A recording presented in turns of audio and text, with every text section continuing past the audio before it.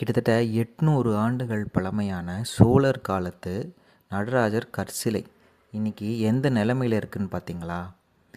இந்த நடராஜர் சிலை மட்டும் இல்லை, கூடவே வயல் காட்டுக்கு நடுவுலையே ஒரு நந்தி சிலையும் இருக்குது. இது ரெண்டும் ஒரே இடத்துல தான் இருக்குது. இது எங்கன்றதை பார்க்கறதுக்கு முன்னாடி இந்த நடராஜர் சிலை எவ்வளோ அழகாக இருக்குன்றதை நம்ம இப்போ பார்ப்போம்.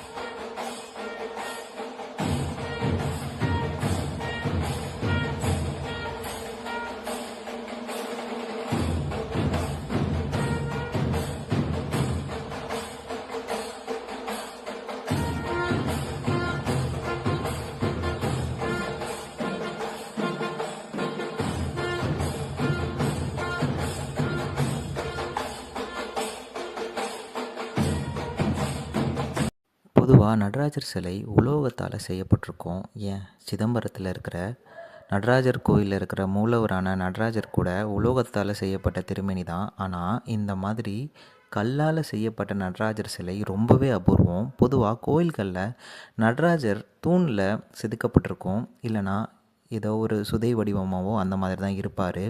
ஆனால் இங்கே தனி சிலையாகவே 5 அடி உயரத்தில் மிகப்பெரிய நடராஜராக இவர் காட்சி தராரு. இந்த மாதிரி கருங்கல்லில் செய்யப்பட்ட ஒரு நடராஜர் சிலைன்றது ரொம்பவே அபூர்வம். இன்றைக்கும் தமிழ்நாட்டு கோயில்களில் இந்த மாதிரி 1-2 சிலைகள் மட்டும்தான் இருக்குது. அப்பேற்பட்ட இப்படி ஒரு அபூர்வமான சிலை இன்றைக்கி இருக்கிற நிலைமையை பார்த்தீங்களா? இந்த சிலைக்கு எதிர்த்தா மாதிரியே இன்னொரு நந்தி சிலையும் ஒன்று இருக்குது. அது கரெக்டாக வயக்காட்டுக்கு மத்தியில் அமைஞ்சிருக்கு. இந்த 2 சிலையும் வயக்காட்டுக்கு நடுவில் இருக்குது. ஆனால் நடராஜர் சிலை மட்டும் பாதி இந்த ஆலமரம் அதை ஆக்குப்பை பண்ணி வளர்ந்துட்டுருக்கு. அதை தான் நீங்கள் இப்போ பார்த்துட்ருக்கீங்க. இன்னும் கொஞ்ச நாள் விட்டால் கூட இந்த ஆலமரம் இந்த சிலையை ஏதாவது பாதிப்புக்குள்ளாக்கிடும் அப்படின்றது அந்த ஊர் மக்களோட அச்சமாக இருக்குது. நீங்கள் பார்த்தீங்கன்னா தெரியும், இந்த சிலையோட பீடத்துக்கு மேலே இந்த வேர்லாம் எப்படி படர்ந்து வளர்ந்துருக்குன்னு பார்க்குறீங்க. பாதி சிலை இந்த மரத்துக்குள்ளே மாட்டிக்கிட்டு இருக்கு. கிட்டத்தட்ட 5 அடி உயரம் கொண்ட இந்த நடராஜர் சிலை சோழர் காலத்து அப்படின்றது ஆய்வாளர்கள் சொல்கிறாங்க. குறைஞ்சது இது ஒரு 800 ஆண்டுகளாவது பழமையாக இருக்கும் அப்படின்றாங்க. சில பேர் என்ன சொல்கிறாங்கன்னா இது 10ஆம் நூற்றாண்டை சேர்ந்த சிலை அப்படின்றாங்க. இந்த சிலைக்கு எதிரே இருக்கிற நந்தி சிலை கிட்டத்தட்ட 4 அடி உயரத்தில், அதுவுமே மிக பிரம்மாண்டமாக காட்சி தருது. இந்த சிலையை நீங்கள் இந்த வீடியோவில் பார்க்கும்போதே உங்களுக்கு நல்லா தெரியும் எவ்வளோ அழகாக நல்ல கலைநயத்தோடு வடிச்சிருக்காங்கன்றது. ரொம்பவே அற்புதமாக இருக்குது இந்த சிலை. ஆனால் இந்த சிலை இன்றைக்கி ஒரு அரச மரத்தின் பிடியில் மாட்டிக்கிட்டு தவிக்குது. இதை வெளிக்கொண்டு வர்றதுக்காக இப்போது இந்த ஊர் மக்கள் போராடிக்கிட்டு இருக்காங்க. இந்த ஆங்கிளில் இருந்து பார்க்கும்போது நடராஜர் சிலை எவ்வளோ அழகாக வடிச்சிருக்காங்கன்றது உங்களுக்கு நல்லாவே தெரியும். அவர் உதட்டில் எப்படி ஒரு அழகான புன்னகை இருக்குன்றதை ரொம்பவே அற்புதமாக உங்களால் இப்போ பார்க்க முடியும். இப்பேற்பட்ட சிலை இன்றைக்கி இந்த மாதிரி ஒரு மரத்துக்கு நடுவில் மாட்டிக்கிட்டு தவிக்குது. இன்றைக்கி தேதிக்கு பல ஆயிரம் கோடி ரூபாய்க்கெல்லாம் கொட்டி கொட்டி ரொம்ப ரொம்ப பெரிய கோயில்களெல்லாம் கட்டிக்கிட்டு வராங்க. அந்த கோயில்களுக்கெல்லாம் திருப்பணி செய்கிறத விட்டுட்டு இந்த மாதிரி பழமையான சிலைகள், பழமையான கோயில்களை புதுப்பித்து அதை வழிபாட்டுக்கு கொண்டு வரணும். ஏன்னா இன்றைக்கி நினச்சா கூட இப்படி ஒரு சிலையை நம்மளால் செய்யவே முடியாது. அவ்வளோ அற்புதமாக இதை வடிச்சிருக்காங்க. ஆனால் இந்த மாதிரி சிலைகள் எல்லாம் இன்றைக்கி கேட்பாரற்று தான் கிடக்குது. இந்த மாதிரி கேட்பாரற்று கிடக்கும் சிதிலமடைந்த கோயில்கள், சிலைகளை நம்ம எல்லாம் முன் வந்து தான் மீட்டெடுக்கணும். ஏன்னா இதெல்லாம் நம்ம நாட்டோட பொக்கிஷம்னே சொல்லலாம். ஏன்னா இன்றைக்கி இதை கண்டிப்பாக பண்ணவே முடியாது. 1000 வருஷமாக, கிட்டத்தட்ட 1000 வருஷம் 800 வருஷமாலாம் இந்த மாதிரியான சிலைகள் கோயில்கள் எல்லாம் சிதிலமடைஞ்சு அப்படியே இருக்குது. இன்றைக்கி தேதிக்கு ஏகப்பட்ட தொழில்நுட்ப வளர்ச்சிகள் அடைஞ்சிருச்சு, ஏகப்பட்ட மிஷின்ஸ்லாம் கண்டுபிடிச்சிட்டாங்க. ஆனால் இன்றைக்கி கூட இப்படிப்பட்ட சிலைகளை வடிக்கிறது சாத்தியமில்லாத ஒரு விஷயமாக தான் இருக்குது. இதை அன்றைக்கே பண்ணி காமிச்ச நம் முன்னோர்களுக்கு நம்ம செய்கிற நன்றிக்கடன் ஒன்று என்னென்னா, இது எல்லாத்தையும் நம்ம பாதுகாப்பாக வச்சுக்கிறது மட்டும்தான்.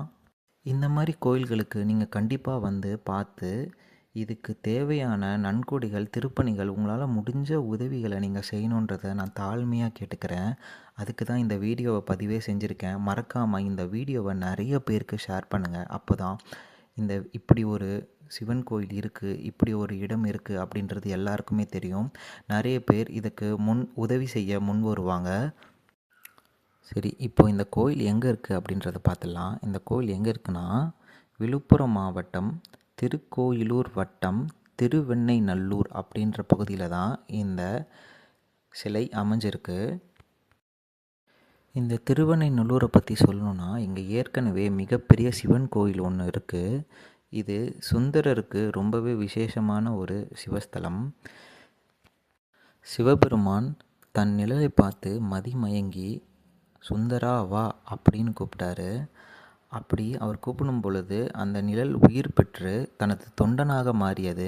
அப்படி அவருக்கு தொண்டனாக மாறி நின்ற இடம்தான் இந்த திருவெண்ணெய்நல்லூர். அப்படி மாறியவர் தான் சுந்தரமூர்த்தி நாயன்மார்.